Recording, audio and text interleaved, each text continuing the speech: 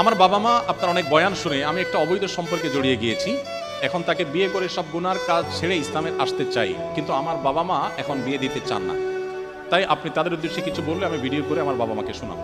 আপনার বাবা মাকে আমি ওয়াজ করার চাইতে আপনার একটা গুরু দায়িত্ব আছে, সেটা আপনি পালন করেন। সেটা হলো আপনি কাজ শুরু করে দেন, পয়সা কামানো শুরু। আপনি নিজে 1 টাকা কামাই করেন না, নিজে খান বাপের হোটেলে।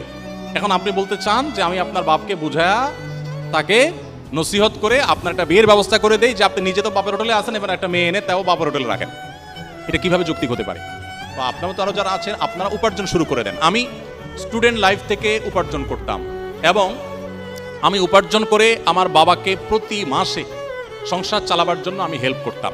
টাকা পয়সা কামাই করা শুরু করবেন, তখন আপনার বাবা বিয়ে দিতে হবে না। মেয়ের বাপরা আপনারা এমনি ছিঁড়ে ফুড়ে নিয়ে যাবেন। তখন নিজে 1 পয়সা উপার্জন করবেন না, আর শুধু চিরকুট লেখা লিখে আমার কাছে ধরাই দিবেন যে হুজুর আব্বারে বুঝাই দেন, আব্বা যেন বিয়ে করে দেয়।